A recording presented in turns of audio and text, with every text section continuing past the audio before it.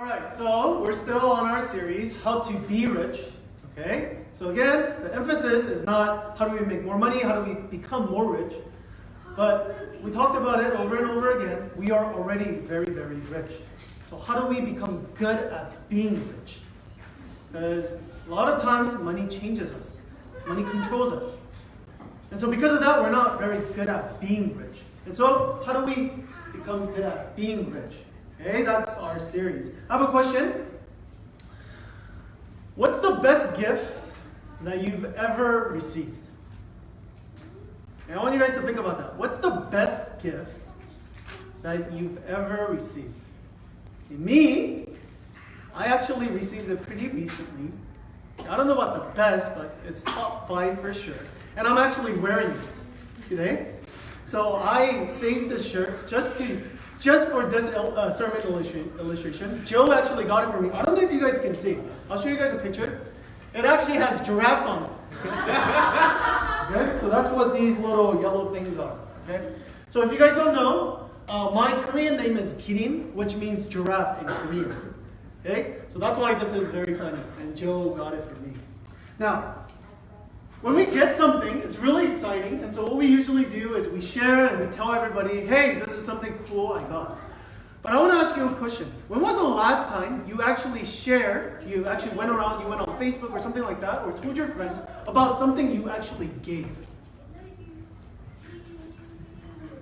Right? We don't do that, right? When we receive something, like me, I'm telling you, I was so excited. I'm like, I can't wait to wear this shirt. I can't wait to tell everybody what a great friend Joe is by getting me this dress shirt. But he actually said he got it for his own, but he felt guilty because it was giraffe. But there's not a lot of times where we actually feel like really excited to give. Like we don't really share. Like, oh, yesterday I thought of this cool shirt and I got it from Gideon. Isn't that so cool? I mean, we normally don't say that. We normally talk about stuff we get, but not really talk about giving. There's this funny story of this farmer that had 2 calves. Do I have slides for that? Let me see. Oh no, I don't. Okay, so there was this farmer. He came home really excited because he had a cow and they just had babies, 2 babies, calves. And he was so excited and he said, you know what, honey? I am so happy. I'm going to donate one of the calves to the church. So basically when it grows up, you know, whatever, like if I get milk, if I sell meat, whatever I get, profit, I'm going to give it to the church.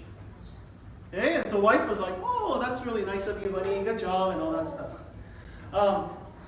One day the husband, the farmer, comes home, and he's like really sad. And it's like, oh, honey, what happened?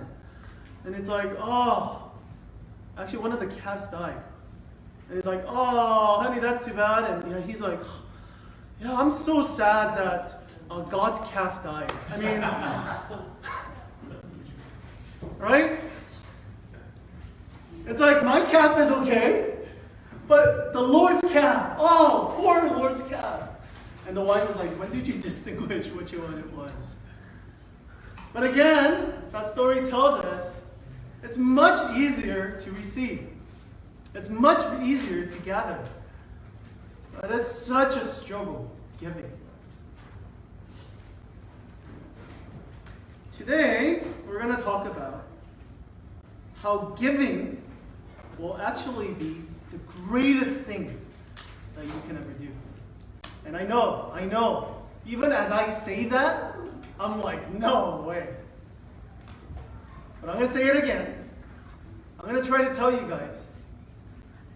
God says the greatest thing that we can ever do is actually giving.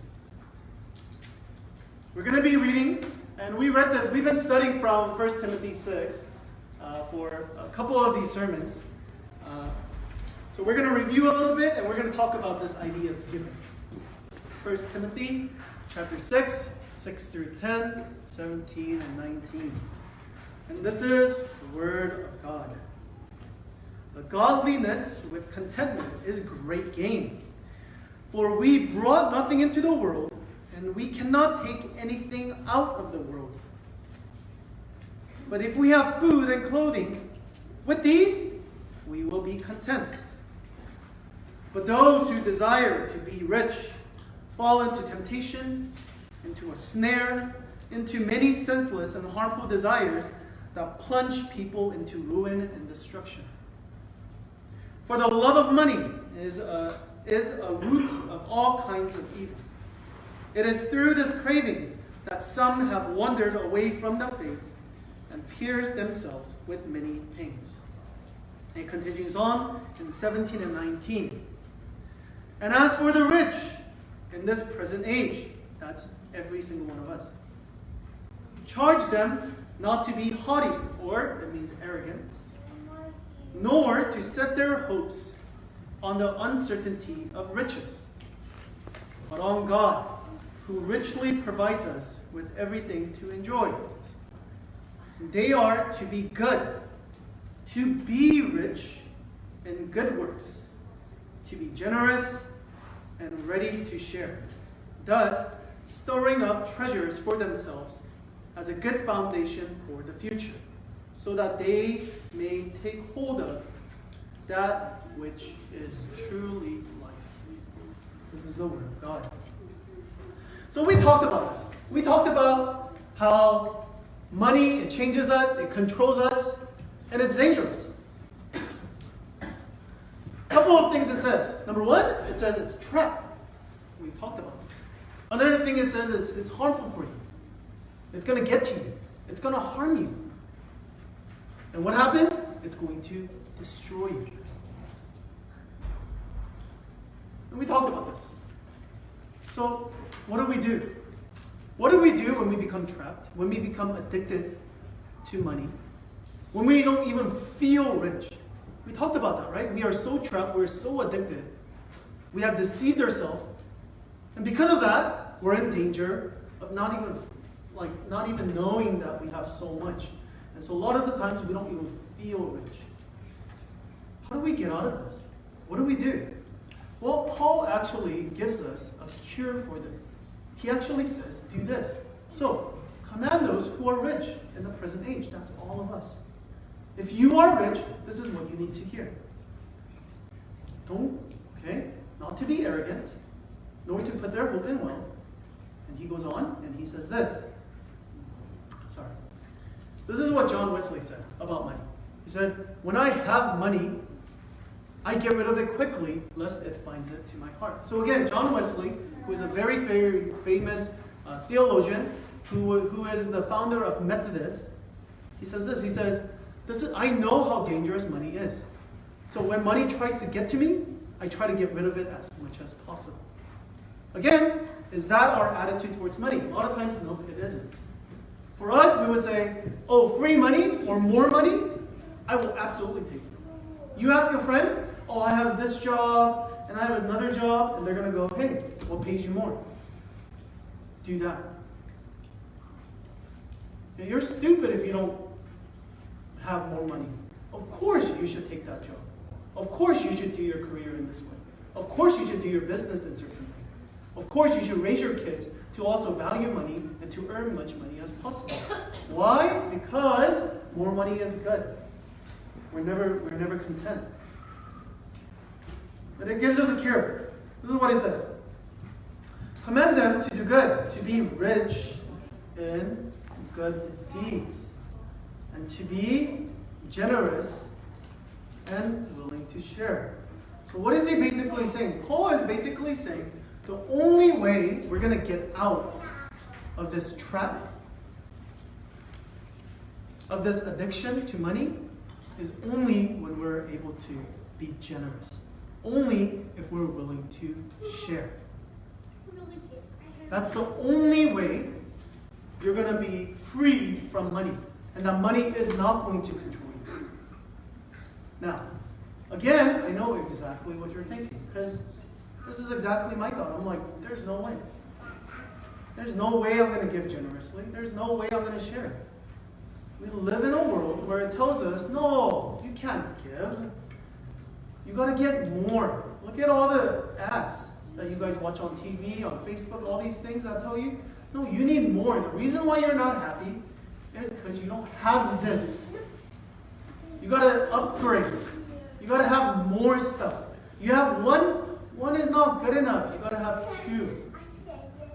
And so for the Bible to actually say, no. Actually, what you need to do is actually give more. Our natural response is, no, that's stupid. That doesn't make sense. Me giving more stuff, it's not going to make me happier. It's actually going to make the situation worse.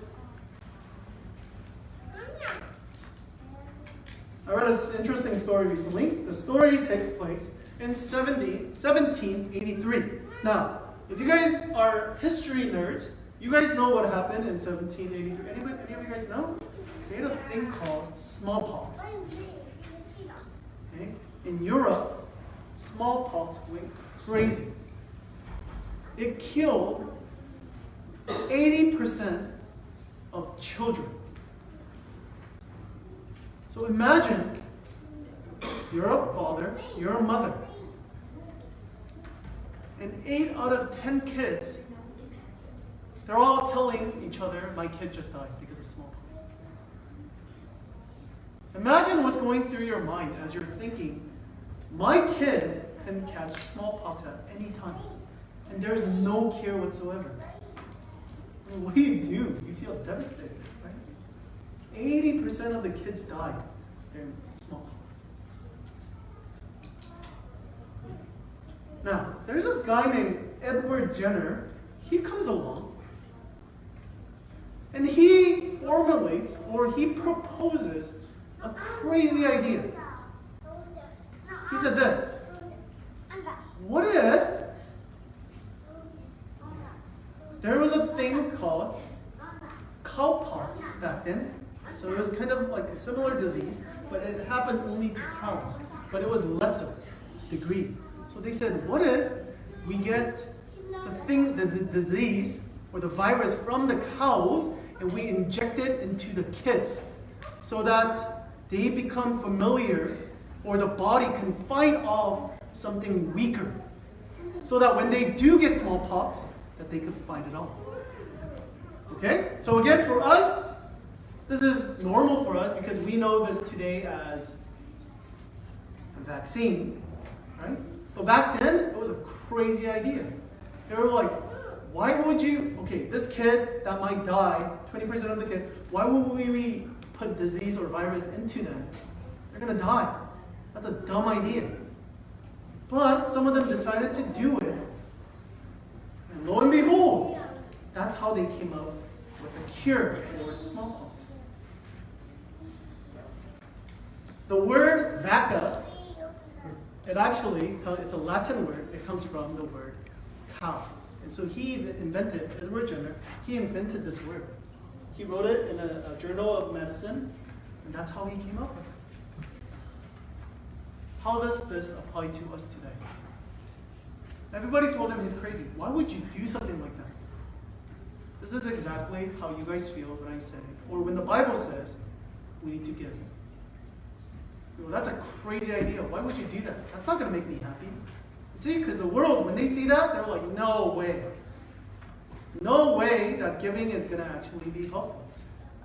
No way is giving going to liberate me, actually make me feel more content, actually give me life. We don't think that way. We think, no, having more, that's going to make me more content. That's going to make me happy. That's going to give me salvation. That's going to give me security. But Paul continues to say, no.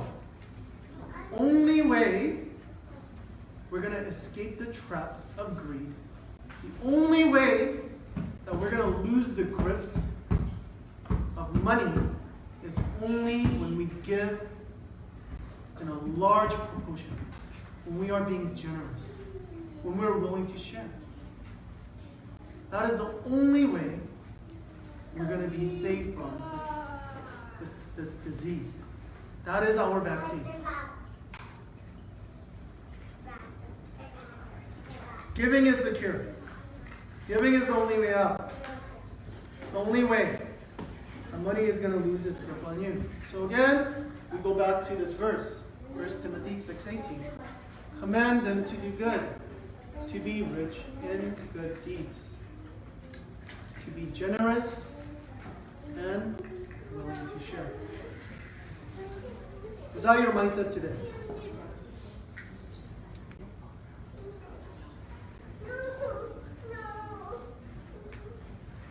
In the Bible, there's many different types of giving. The first one that it describes is this idea of tithing. Okay? The whole idea concept of tithing is you give 10% of the things that you have earned. Okay? So it actually doesn't, the Bible actually doesn't even consider it a giving, because giving, it actually assumes that you have a choice. Right? But in the Bible, it actually mandates Israelites and believers. So if you do consider yourself as Christian, tithing is not even an option. It's a given. So here are some verses. Every tithe of the land, whether of the seed of the land or of the fruit of the tree, is the Lord's. So he's saying the tithe the money that you do make, the profit that you do make in whatever it is, that's not even yours. That's God. This is another verse. Why? Why should we tithe? It actually tells us. And before the Lord your God, you shall eat the tithe of your grain, of your wine, and of your oil, that you may learn to fear the Lord your God always. So, what does tithing do for us? Tithing, it reminds us once again who God really is. Okay? Last week we talked about how everything that we have, even though we think it is ours, it's actually not ours. The talents that we have, the resources we have, the cars we have, the houses we have, none of these are ours. It's been given to us. So God is saying, hey, I have given you all of these things. 10% of it, I want you to give it back to me. Why? Because I want you to be reminded every time you tithe that you are not owner of your money. That money is not the ultimate goal of your life. That you fear God. The idea of fear of God, it's not this like, it's really, there's many different definitions of how the Old Testament uses this idea of fear of God, but it's really to understand God for who He is. Okay, it's to have a right picture of who God is. And giving tithe, it reminds us of that. It reminds us, oh yeah, I am not the owner of this world. Oh yeah, this world, it's so temporary. This is what tithe does. It helps us to reshift or have a paradigm shift in the way we go, oh yeah, God is the owner of everything. Oh yeah, this world, it's just temporary. Heaven is my home. That's what tithing does. It puts us in a perspective. And that's why it tells us, not even as a suggestion, not even as, hey, you should, it's, hey, you must do this. Why? Because if you don't as Christians, it's going to control you. So it tells us, it reminds us, it's kind of like Sabbath. It tells us, come, rest, stop. Every single week. Again, to remind us once again, hey, the world we live in, this is not everything. This is actually nothing. This is very short. It's a reminder. So every time you tithe, that's what should be going through your mind. For those of you who are not tithing, the Bible is actually very, very, very, very harsh. It actually says this. And some of you guys are aware of this verse. Will you rob God? It actually says if you are not paying tithe, you're robbing God. It's God's money. Okay? You're robbing God. Yet, you are robbing God. And you say, how have we robbed you? What are you talking about, God? I never stole anything from you. And God says, how?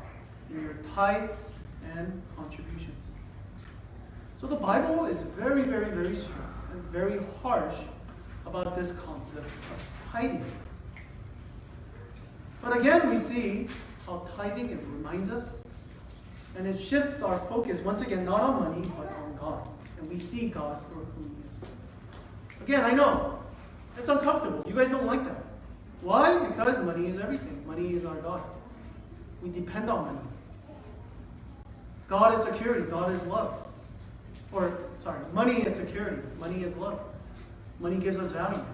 Give it away to God? No way. There's second type. So the first one, it's almost like law. It's almost like tax. And I know if I use the word tax, we really don't like that word. But imagine, it's like this. God gives you, or how about this? You're a broker. You're a manager. Okay? And an owner comes and says, hey, I want you to manage this place. And the profit you get, just give me 10%. 90% you keep. Just give me 10. That's the best deal ever. Okay, that's what we have. That's what we get. Okay, so I know when I say this is mandatory or this is tax. Like, tax, we have no option. It goes out. And I know we think negatively, but if you think on the other perspective and we go, everything that God has given, everything that we have is given by God. And again, we only give 10% of the profit that we get. I mean, you're never going to get that in the market. You get maybe brokers, they probably get 10% or 5% on their own. But God says, no, keep the 90.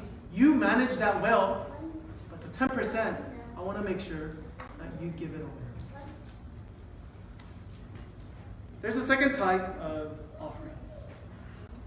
And this is what we're really talking about here today. I'm not even talking about tithing. Tithing is a given. Okay? I'm not even telling you to tithe. Okay? If you are not tithing, the Bible says you are robbing God. You're a thief. But I'm not talking about that. What I'm talking about today, how we need to be generous, is not even just about the tithe. I want you guys to think even more. Okay. There's a thing called, not tithe, but free will offering. God says tithing, that's a given. But there is this idea of free will offering, which is out of your goodness of your heart. Not even goodness, but when you understand God's love for you, when that moves you, that should make you generous. And that's what free will offering was. On top of tithe, there is this idea of giving, that you need to give because of what God has done for you. Now, this is what one commentator said. He says this. Tithe was mandatory. It was explicit. It was objective. You have no choice in the matter. Though God desires his people to do it joyfully, tithing, but it requires no heart response, right? And that's very true. When something is mandatory, of course, God wants you to do it joyfully, but a lot of times we're like, okay, it's mandatory, then I have no choice, I'll just do it. You don't need the heart to do that. You don't need to feel God's love to do that. Tithing, right? But he says this, and I thought that was so good. He says this, but free will offering was entirely different. Why? It involves the joy of the heart, touched by God's grace. It is only God's grace, when you really truly understand God's grace, that's when you're able to actually do free will offering. So tithe, I'm not trying to downplay tithe, but tithe, anybody can do that. Everybody must do that as Christian. A free will offering. And that's what Paul is really talking about here. He's not talking about tithe. He's Jew. He's talking to Jews. He knows that all the Jews are already paying tithe. He says even the Pharisees pay tithe. So what? And what he's saying, okay, the way we get out of our virus or our disease for greed is when we understand God's love, and that from that response, we're able to give to God.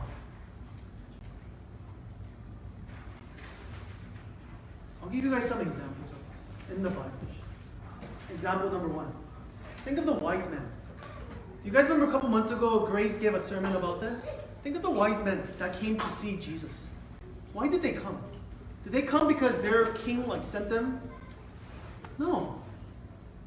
They came on their own. They were oh my goodness, there's a king that's going to come? We're going to travel all this distance, no Uber, no car. We're just going to ride on camels or whatnot. And we're going to come to him and we're going to give. I'm going to travel all this distance just to give. We don't think of it like that, right? We're like, I mean, how many of us, we would even travel 1 hour to receive something? I mean, a lot of us, right? But to actually give some, let's say I have to go like 1 hour, 2 hours to like give a gift. We don't do that. We go, no, you come and get it. But these kings, do you guys remember Grace's sermon? It actually said when they saw the star for their own, they were rejoiced exceedingly with great joy. Do you guys remember that? They rejoiced that much that they used 4 different adjectives. Okay? To describe this much joy. They were so happy to give. Why? Because they saw who they were giving to. They realized who God really was. It was a response of their heart, and they were so overwhelmed with love that they were like, oh my goodness, can I give more stuff? Can I give money? Can I give myrrh? Can I give frankincense? This is their attitude. They're just so happy that they're even able to give back to God. Is this the response that we have? Is this how we think of giving? Is this our attitude? Do we become excited to give back to God? To help the poor and the widow and the oppressed? Is this our attitude?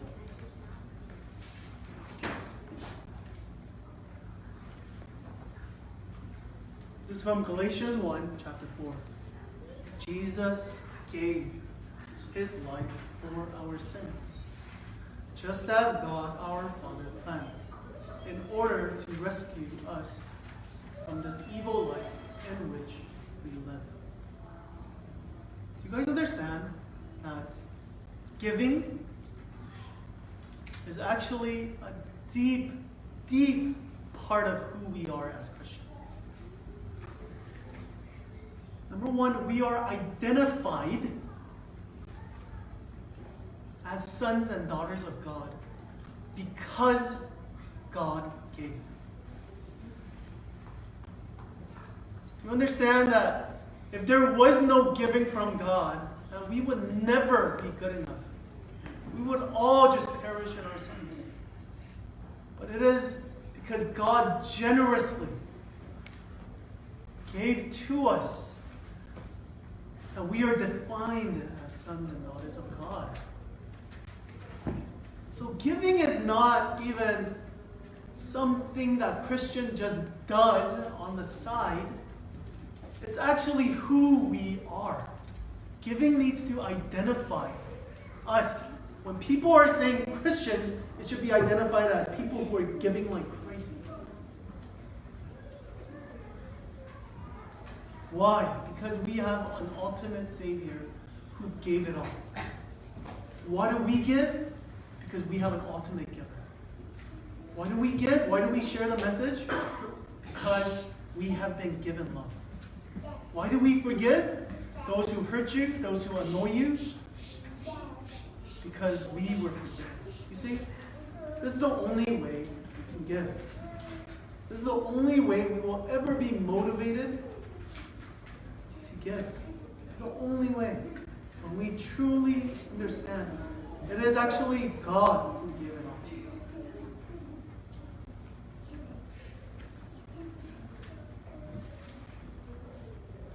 There's a story. There was actually a saying, and the saying went like this. This is for the early church. The early church, and what I mean by the early church is the forefathers, or the first disciples, or the first Christians. This is how they were identified. This is what one of the historians during that time said. The pagans, or the non-Christians at that time, they were stingy with money. but promiscuous with their bodies. Christians came along and gave practically nobody their body, but they gave practically everybody their money. They were stingy with their body, but gave graciously, promiscuously. They gave money to everyone. And this is how the early church began. And that's why it's the number one religion today. It is not because a bunch of Christians went out and grabbed as much as they could. It's not, how can I get more? How can I get more? Let's get more. This is not the attitude of the early Christians. The reason why they were baptizing thousands and thousands of people is because they were generous. They were giving. When everybody else was taking, Christians were giving. That's how they were defined. Even though the pagans, they didn't understand the Christians, they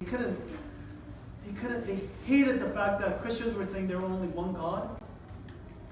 They couldn't help it. They couldn't help it to believe this God who were encouraging these Christians to give radically.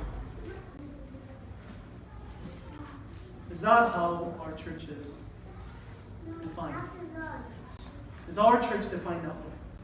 By giving?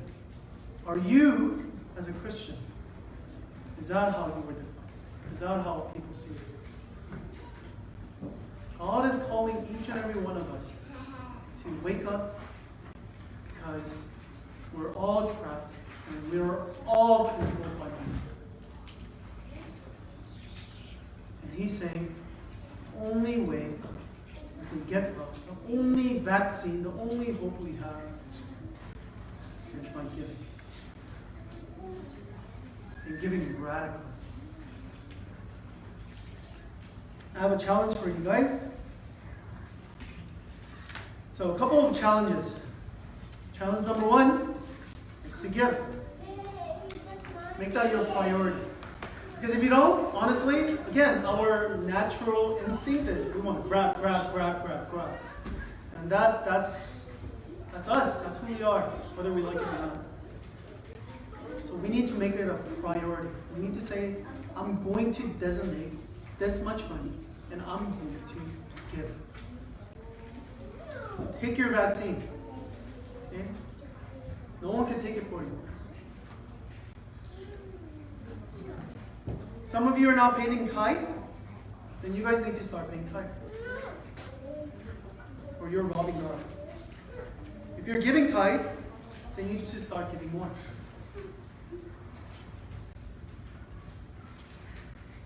And again, some of you guys might be like, how much is enough? How much do I need to give? Is it net worth? Is it gross worth? Those things, I don't know. But what we do know is, it is only by giving that we're going to gain freedom from money. It is not just thinking, I'm going to control money. No, it is, there needs to be an action. Our question is not, how much is enough? How much is enough for me to get into the heaven of in the kingdom of God? How much? How much, God? How much you want to give? You want me to give? That's not the question. The question needs to be, how much can I give? God, how much can I give to you? Again, the only way we're able to say that is if we're transformed by God. That's humanly impossible for us. We need to understand God's law. Remember, Jesus gave it all. He didn't just give 10% of his blood, or even 5%, not even 20%. He gave everything. Parents, I have a challenge for you. If you haven't, start training your kids to give, to learn to give. So even presents, money they get from holidays, have them tithe. Kids are like, no, don't say that. Why? Because, again, if we don't learn from a young age, it's going to be very difficult when you get older. And a lot of us, we have that problem. I talked to the senior pastor, and he tells me this all the time. He says, not your fault. This is the parents' fault. They just said, especially, Asian parents, they're like, you just study. We'll take care of everything. Don't worry about anything. We'll provide you with everything. And so a lot of our attitudes, we're very like, when we come to church, there's no responsibility. We're like, parents will take care of it. Pastor said that's parents' fault. Because we didn't educate our kids to give. So parents, I urge all of you guys to teach your kids to give. Last one. If you guys are doing that, if you guys are giving tithe, if you guys are already giving generously, I have another application for you. Give something away this week. Just give it away. And now, I don't want you to make an excuse by giving away something you don't like and say, oh, since I give it away, hey, pastor told me to give it away, I'm going to buy this new thing. No, I'm not saying that, okay? But give something that you think it'll hurt you. Mother Teresa, and actually Peter said it in our Sabbath school today too, but she said, give until it hurts. If your giving doesn't hurt, that's not giving. Give until it hurts. So, that's my challenge for you this week. Give something. Something maybe you deem valuable. Something that you can't do without. But you know that somebody maybe needs. Give it away. And be free. Be free from the trap. Be free from the addiction. It is only by giving that we are free. Let's go into our time of reflection and really give our hearts to God.